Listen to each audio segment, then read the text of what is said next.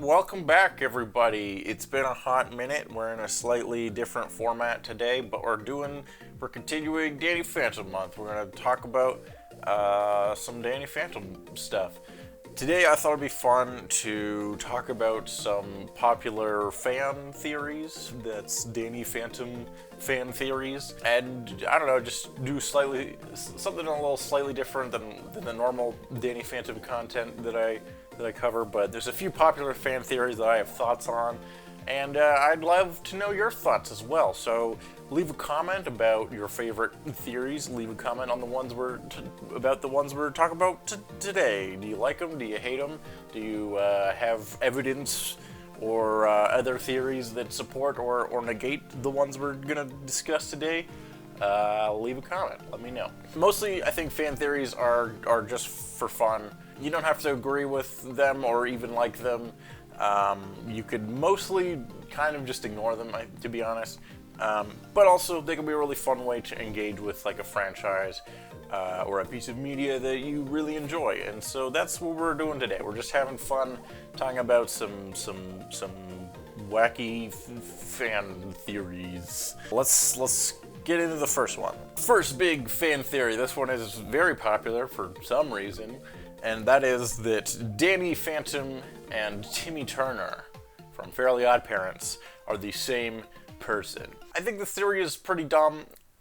It seems to be pretty popular for some reason, or at least it seems to be like widely discussed. Like, I don't think it's something that a lot of like Danny Phantom hardcore fans or Fairly Odd Parents hardcore fans subscribe to. I think it's more just like the wider fan theory community, if that's a thing at all. Anyways, I found an article that breaks down some of the points. So let's look at that and talk about it. So this theory states that Timmy doesn't want his fairy godparents to be taken away from him. Right before his 13th birthday, he wishes to be someone else completely, a person who has no memories of Cosmo and Mondo at all, and neither do they have memories of him, which turns him into Danny Fenton. It also turns Wanda into Jazz and Cosmo into Frostbite. I don't really get the logic of either of those, but we'll get into that more in a second. But the main thing that seems to be the like thing that's like, aha, see, this theory has weight to it, is simply the fact that, hey, don't Timmy Turner and Danny Phantom look kind of similar? Yes, they do. There's a very extremely logical explanation for that. We don't need to like go into anything crazy here. It's literally just that both series are created by Butch Hartman and are drawn in his style. All the characters of both these shows look similar because they're all drawn in the same style. That's it. But the fan theory community or whoever made this up is like there's more to it. I think that's kind of dumb. So the claim is that Timmy wishes himself to become Danny and to have ghost fighting adventures so that he could still spend time with Cosmo and Wanda, kind of. And I guess they transform into, in this version, there might be more than one version of the theory, but this one claims Wanda into Jazz and Cosmo into Frostbite.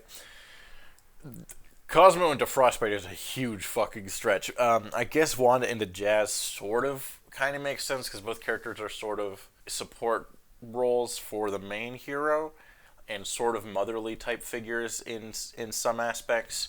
I don't know. I don't really see it. And Cosmo into Frostbite, I guess just because Frostbite's like one of the only like consistently friendly ghosts that Danny meets. But we don't even see him till season 3. He has absolutely nothing in common with Cosmo. I don't see it. So the other big things is like, oh, well, it's not just Danny and Timmy that look kind of similar, even though Danny has black hair and Timmy has brown hair, which are, I guess his hair could change color as he got older, but even the little things that you're going on, there isn't that much to it. But let's look at some other characters that look similar. But AJ and Tucker are similar because they both like technology. That's it. Tootie and Sam, they both have dark hair and have a crush on the main character. That's their similarities. Trixie and Paulina, oh, they're kind of similar, right? Except that Trixie's white and Paulina is Hispanic. So I guess Timmy just changed their race. Also, Trixie's definitely supposed to be older than Timmy by a couple of years. And then Paulina's like around the same age as Danny. So, and the idea and the other like claim is that the characters like aged up, and also Tootie's younger than Timmy.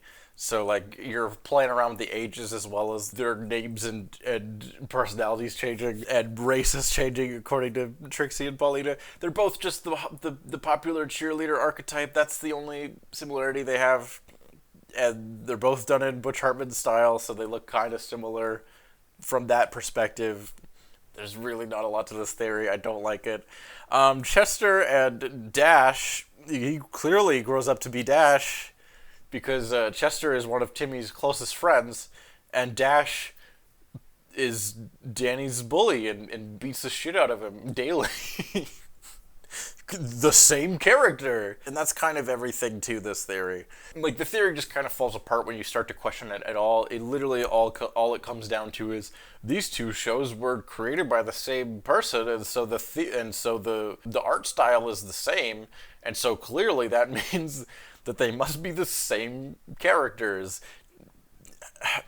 No. Like, you can argue that Timmy used his wishing abilities to wish everyone to have a completely different identity and completely different memories and completely different family structures. Because, like, what happened to Vicky, who's Tootie's older sister? Sam doesn't have an older sister. And also, I don't think Timmy has the power to wish reality to be different.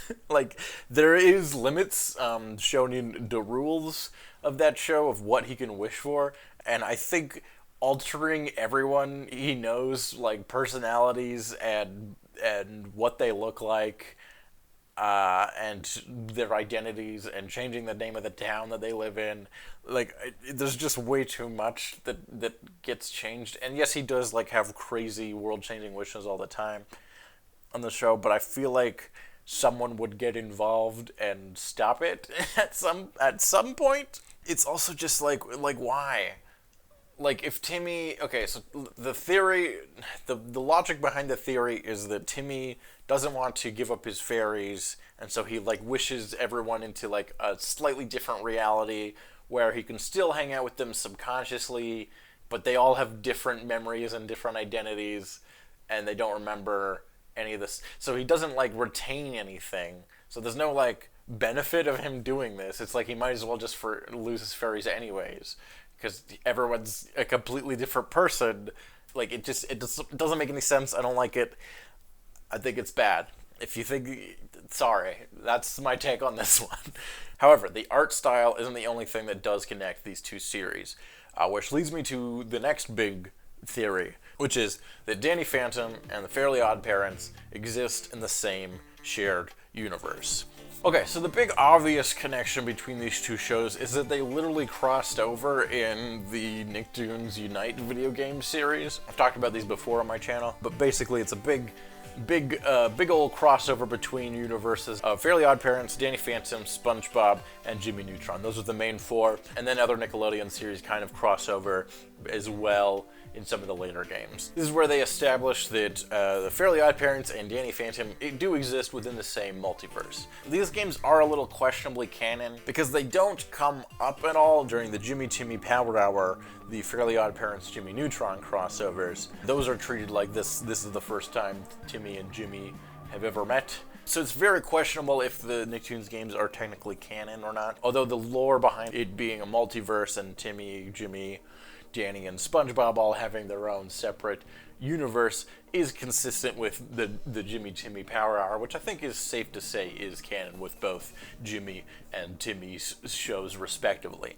And this is also consistent with Fairly Odd Phantom, which is sort of a like celebration anniversary short that Butch Hartman did with Nickelodeon as a little fun crossover between all of his different cartoons that he's done over the years. Danny recalibrates the ghost portal and Timmy walks through coming from some other dimension. To some extent, I think it's fair to say that they exist in a multiverse. But the multiverse is the poor man's shared universe. I want to know if Danny Phantom and Fairly Odd Parents exist within the same universe, the same world, the same Earth. Do Dimsdale and Amity Park exist on the same geographical map? That's what I want to know. And let's get into that a little closer, because there is more connections between this series. The first one is the episode Poltergeeks, which this is a Fairly Odd Parents episode from season 7, which premiered in 2011, which is far past when I stopped watching that series. Anything post-Poof in that show, I kind of don't really think of as canon. That's after the first time they jumped the shark, which they then continue to jump the shark multiple times since then. But anyways, let's talk about this episode. In this episode, we revealed that Timmy's parents used to be ineffective ghost hunters way back in the 1980s, and they decide to restart their ghost hunting business in the present day. So on premise alone, this episode definitely has a very Danny Phantom vibe to it. Main character's parents being ghost hunters who are not very good at catching ghosts. They even have similar looking jumpsuits and a whole bunch of wacky ghost hunting gadgets. Cosmo and Wanda end up pretending to be ghosts at one point, which is kind of fun to see Fairly Odd Parents characters take on the ghost qualities of Danny Phantom. Like they're rendered in the style of a Danny Phantom looking ghost. I think Cosmo and Wanda actually ended up pretending to be ghosts as well in the Game Boy version of Attack of the Toy Bots, when if you do the Danny path in that game. I have a clip. I'll put it here. The main obvious connection here is that we do actually see a direct Easter egg of Danny Phantom. They've converted Timmy's house into a ghost hunting whatever, and there's like all this ghost hunting gear and stuff, and you can see a picture of Danny Phantom, just him full on, with a little wanted poster on him, which is a fun little reference, and I don't know if it's necessarily intended to be more than that, but there you go. There's some evidence that suggests that they exist in the same world.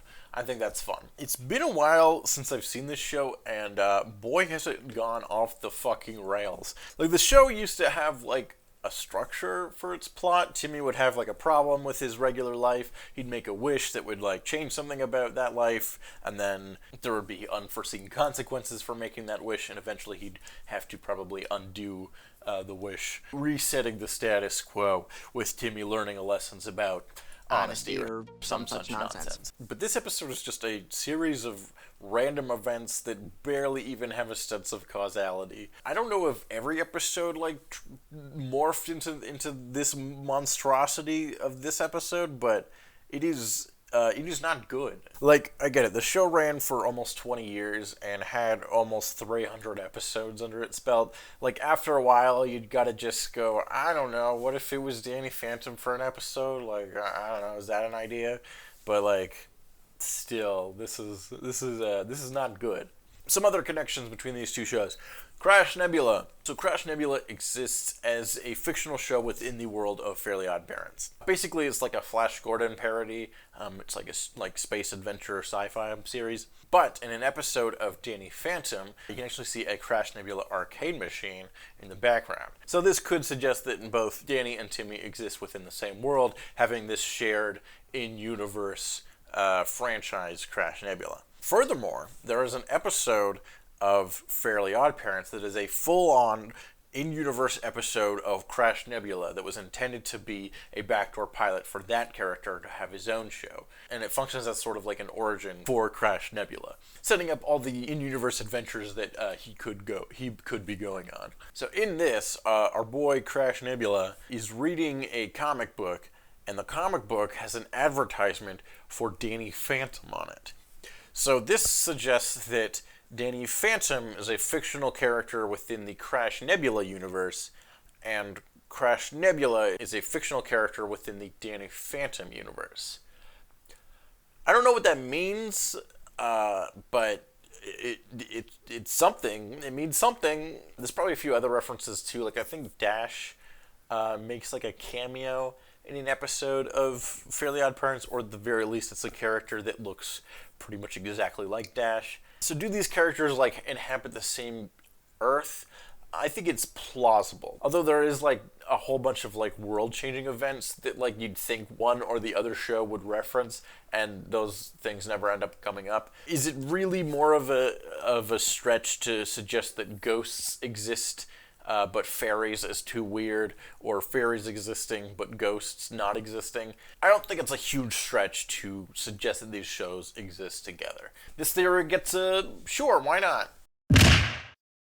Okay, next theory. Danny Phantom is dead. Unlike other main characters' dead theories, I think this one actually makes sense. It's kind of in the actual lore of the show. First of all, he's a ghost, or he's half ghost at least, so I guess he's half dead. But as we know, there is a big difference between being half dead and being all dead. Half dead is slightly alive. In any case, although later seasons kind of move away from this, the first season has like several ghosts that appear that had like canonical established existences and documented existences as being alive at one point. You'll never take me alive, Toppers! You're a ghost. Well, you'll still never take me! So yeah, I think when Danny enters that portal, he died.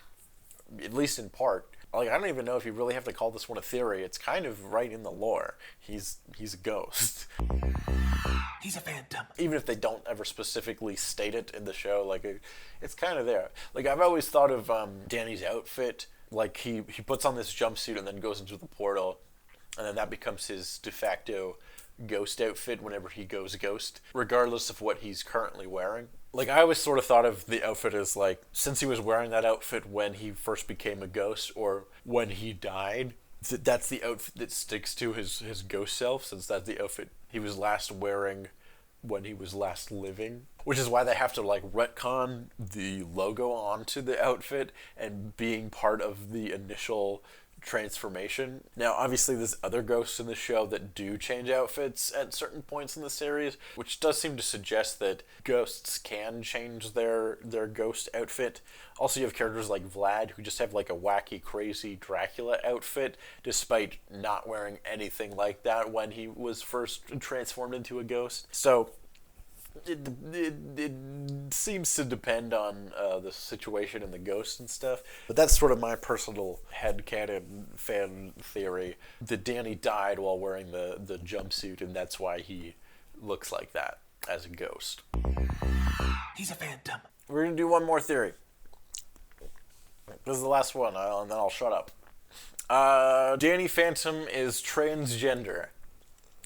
We're gonna go look at this one. So this one I think is actually really, really interesting. Now, full disclosure, I'm a white cis straight male. You can pretty much ignore anything I say. And again, we're just looking at fan theories and talking about these characters and these franchises. I'm not trying to make a grand political stance here. I'm just talking about a cartoon for children. This theory I don't exactly prescribe to, but I think it does bring up some really interesting thematic ideas. So the main theory states that Danny is a trans boy, which meaning that he was born female and at some point transitioned to male. And I kind of see where they're going with this one. Danny has a very fluid body type, especially in ghost form, and he does spend an awful lot of time in the ladies' room. So the theory points out several specific moments that suggest that Danny is insecure about his body, specifically his chest area, which could imply that Danny is hiding something about his chest, like that he has boobs, for instance. Maybe. So like in the episode Lucky in Love, I think it's that one, the gang is at a water park, and Danny is the only male character shown to be wearing a shirt. Every other male character is shirtless at the water park. Curious why Danny doesn't feel the need to show off his chest. So another piece of evidence, according to the theory, is the episode What You Want. There's a moment in this episode where Desiree, who can grant wishes with her magical abilities. That should be you feel like that would be a connection between Danny and Timmy. There's literally a wish-granting ghost that exists, which feels very in line with Fairly OddParents lore, but is kind of just a completely different thing. Anyways, I'm way off topic. So there's a point where she is like trying to get Danny to wish something of her, and she says there must be something you desire, and like reaches her hand out towards Danny, kind of towards his chest area, and he like recoils and backs away from her, which could be inferred to suggest that there's something about Danny's chest that Desiree knows Danny wishes to be different, part of his innermost desire, perhaps there's something about his chest that he's uncomfortable about. That's why he recoils from her. I mean, it's interesting, but it's just this one specific moment, and Desiree just kind of reaches towards him in general, which, you know, the middle part of Danny is his chest, so that's kind of the if you just reach randomly towards somebody, there's a good chance you're gonna reach that direction. I don't know. It's leaning a lot on a very small moment, and that's sort of the thing with this theory, is there's like a lot of weight put to like very specific moments that could theoretically imply one way or the other, but like there's not a lot of them, and they're not like that consistently throughout that there's much to this, at least in my opinion. No man may lay a hand on me unless I wish it! Yeah? How about a fist? And of course, the big rebuttal to stuff like Danny having a shirt on at the water park is there are many other episodes and moments throughout the show where Danny is shown without a shirt, whether it's by his choice or not. And those moments, he's flat-chested. He doesn't have boobs. He's got a normal looking male boy chest. And the theory does try to explain some of these moments as suggesting that they are like post-transition. So Danny's already gone through some amount of hormones, and that is why he has a male-looking chest. He's already post-transition. The theory starts to lose me a little bit here, because when you have to like explain every moment as like something different, like according to the theory, Danny is either pre-transition wearing a binder going through a transition, or post-transition depending on the episode. You have to be very lenient in favor of the theory to kind of like buy into it, and to try to prove that Danny is canonically trans, which I forgot to mention. The theory that at least I found, there might be other ones, is like, no, this isn't just a theory, I can prove definitively that he's canonically transgender, which I find hard to buy into. But what about Danielle? Of course, the elephant in the room, and what seems like a smoking gun in favor of the theory. Danielle, aka Danny Phantom with an I, is the female clone of Danny created by Vlad, using Danny's own DNA.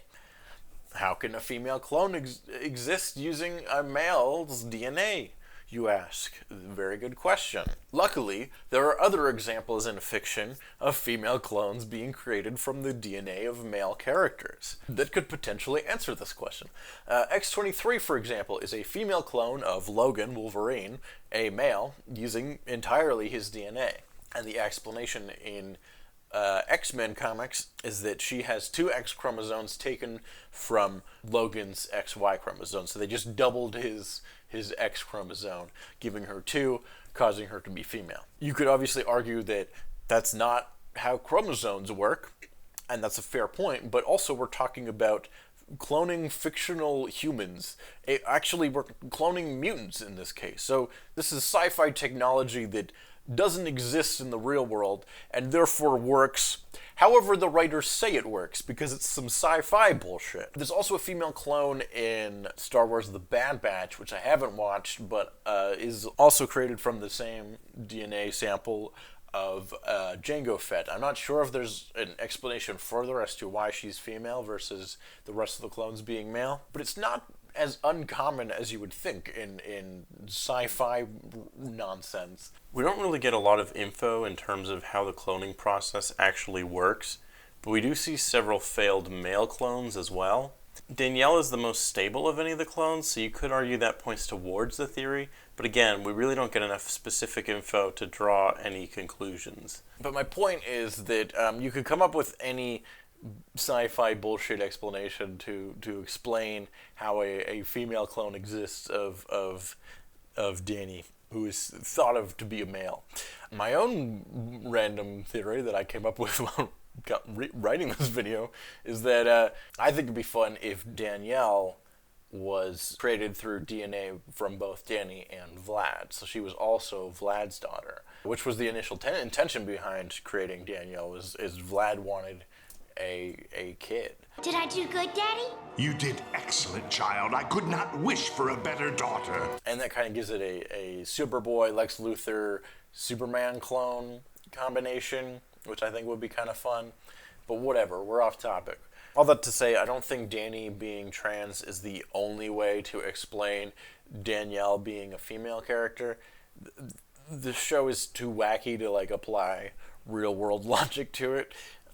Although it is definitely the biggest like piece of evidence in favor of the theory. So I'll give it some points for that. However, there is some more thematic stuff about the theory that I find way more interesting than any of the, like, is he canonically trans or not? I need to know.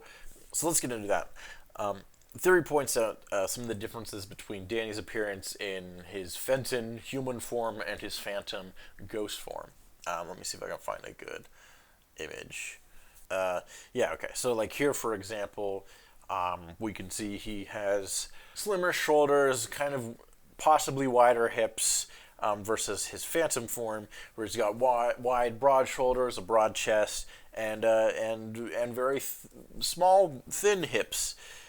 Here's another one. You can see a good example in the difference between Danny's potential wide-ass hips and small shoulders versus Danny Phantom's more muscular-looking broad shoulders and skinny hips.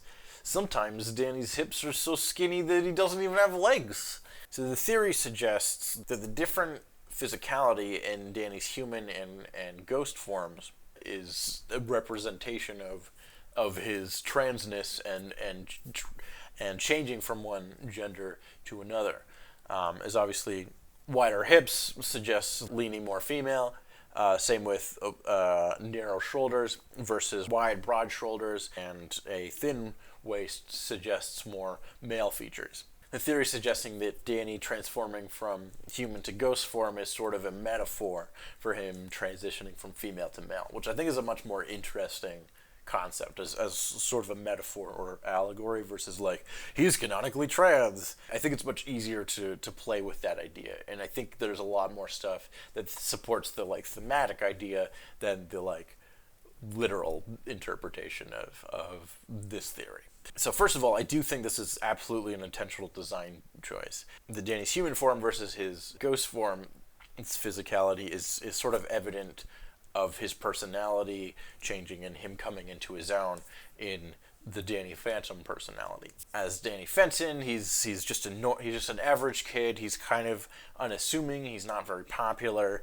So his clothes and his posture kind of reflect that. He's got sort of baggier clothes that doesn't quite fit. Versus when he transforms into Danny Phantom, he's much more confident and much more sure of himself, which are all things that also fit the transformation as trans allegory interpretation. Danny's more comfortable in his more masculine ghost form because it's a more true reflection of how he feels inside, versus his like more feminine body that he was born into. So yeah, I think there's definitely something there to that. I think, of course, okay, one of two things. One, of course, I think the show is also definitely a metaphor for growing up and growing through puberty and stuff. And so Danny transforming from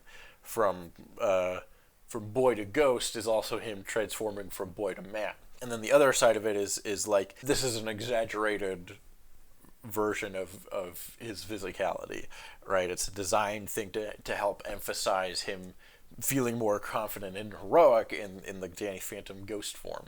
Like, I don't, like, yeah, his hips are theoretically wider, but his clothes are also shown to clearly be baggier. The ends of his pants kind of overlap his shoes here. Like, I don't think his shins are supposed to be this wide, you know?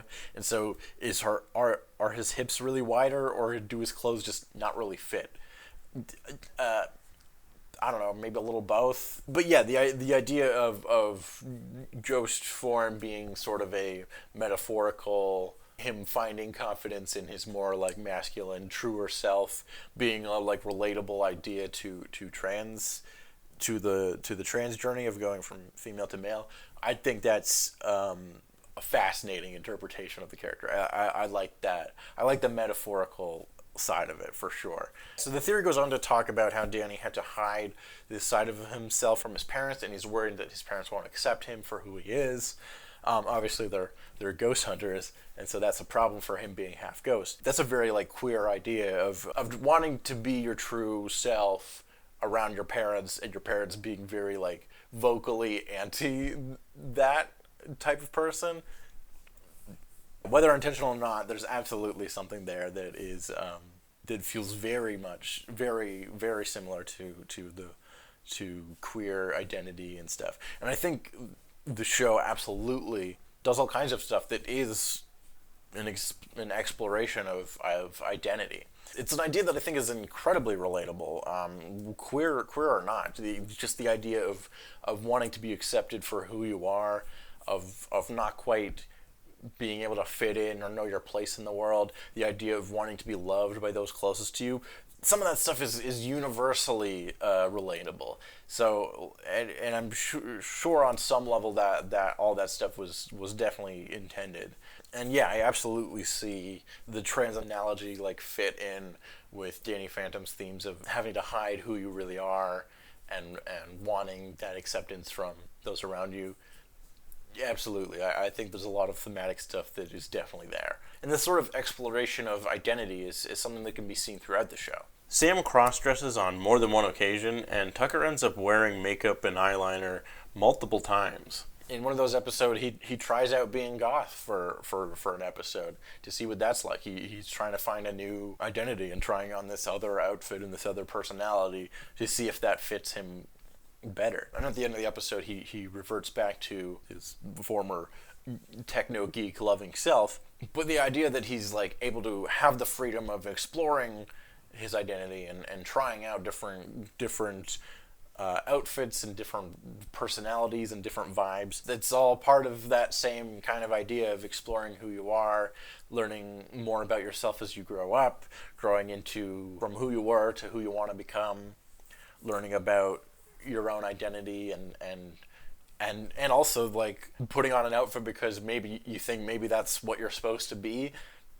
and realizing that this absolutely is not you at all. All that thematic stuff like totally fits in with trans and queer stories and themes. Like there's definitely something there thematically which I think is really, really interesting. The theory goes on to talk about how in the finale when Danny comes out as a ghost and his parents are like, we love you no matter what, is a beautiful moment, and I absolutely agree to that. And of course they relate to it being the best case scenario for a queer or trans person like coming out. And yeah, absolutely, like I totally see that, and I see that that's sort of the hope, right, that your family and your parents and those closest to you love you and accept you for who you are. There's something universally relatable about that, and I think that's one of the things that like makes the series so strong, is it has these like really powerful ideas of feeling like you don't fit in and feeling like you can't quite be yourself around other people, and there's a little bit of tension and there's a little bit of drama around that, and this like really human want and hope to be loved by your family and by those closest to you. Yeah, I think there's a lot of really beautiful stuff there, and I think it is relatable to kind of everyone. But yeah, for sure, I imagine that a lot of that stuff is extremely relatable through like a trans or queer lens. And once again, I'm a white straight cis man, so feel free to just completely ignore anything I have to say in general. So if I'm misrepresenting anything, feel free to yell at me in the comments, or just ignore me altogether.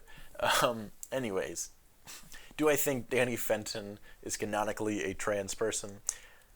I don't think so. Mostly because I just think you have to jump through a lot of hoops to really try to prove that, and there's too many inconsistencies in how he's portrayed to like really make that like seem, oh, he definitely is. Though if you subscribe to that theory, like, hey, more power to you. Sure, why not? I'm like, it's a fan theory. It's for fun. So, but is the show a trans-friendly metaphorical exploration of identity? I think absolutely. But that's gonna be it for today. A bunch of fan theories or fan theories. Some of them more serious than others. But yeah, what do you guys think? Do you have any crazy Danny Phantom fan theories? Leave them in the comments. What do you think about these theories? Do you agree with them? Do you not? Do you disagree with them? Do you think they're dumb? Do you think they're cool? Leave a comment and let me know. And this should go without saying, but you know, be nice. These are just goofy fan theories. They don't have to mean anything. They don't have to not mean anything. You can like them. You can not like them. Doesn't matter. It's just for fun. So yeah, just you know, be nice. Be nice to one another. I think I'll leave it at that for today. Thank you so much for watching. I had a couple other Danny Phantom videos this month. We did a video on the upcoming Danny Phantom graphic novel, which I'm very excited about. So check that out if you haven't already. You can also go back and look at some of the other earlier Danny Phantom video stuff that I've done. Also, my cousin Josh did a Danny Phantom video on his channel. He does a video breaking down how to play as Danny Phantom in Dungeons and Dragons. So if you think that's cool, check that video out and give him some love. Give him a subscribe. Also, subscribe here and click the bell, all that things, to let you know when new videos are coming out. That's going to conclude Danny Phantom month for this year. But I have lots of other videos planned coming very soon. So subscribe and we'll see you next time.